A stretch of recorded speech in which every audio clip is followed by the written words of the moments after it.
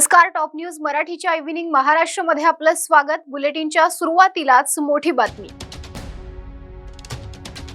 प्रयागराज मधील महाकुंभ मेळ्याच्या सेक्टर 5 मध्ये भीषण आग. तंबूमध्ये ठेवलेल्या सिलेंडरचा स्फोट झाल्याने अग्नितांडव. आगीत आतापर्यंत 20 ते 25 तंबू जळून खाक.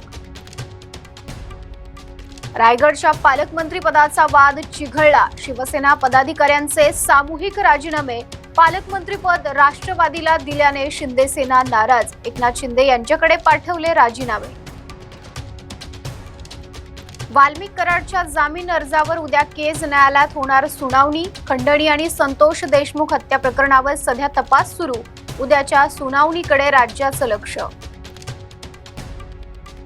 मीच अजितदादांना बीडचं पालकमंत्रीपद घेण्याची विनंती केली. पुण्याचा विकास झाला तसा बीडचाही व्हावा ही माझी भावना.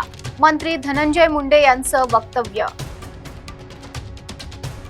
पालकमंत्री पदाच्या यादीत धनंजय मुंडेंचं नाव नसल्यानं चर्चेला उधाण. बीडबाबत महायुतीच्या तिन्ही पक्षातील प्रमुखांनी निर्णय घेतला. राष्ट्रवादीचे नेते सुनील तटकरे यांची प्रतिक्रिया. सोलापूर हैदराबाद राष्ट्रीय महामार्गावर अपघात. नळदुर्ग येथे तरुणाच्या अंगावरून ट्रक गेल्याने जागीच मृत्यू. अमित नागणे असं मृत्युमुखी पडलेल्या शेतकरी युवकाचं नाव.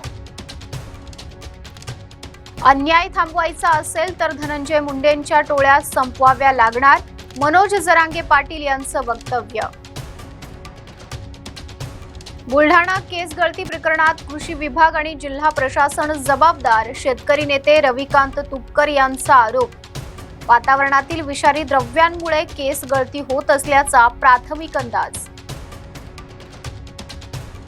एसटी बसने चिरडलेल्या तरुणांच्या कुटुंबियांना मिळणार 10 लाखांची मदत. परिवहन मंत्री प्रताप सरनाईक यांची घोषणा.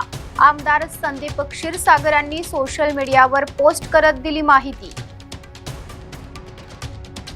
अभिनेता सैफ अली खानवर हल्ला करणाऱ्या आरोपीला 5 दिवसांची पोलीस कोठडी.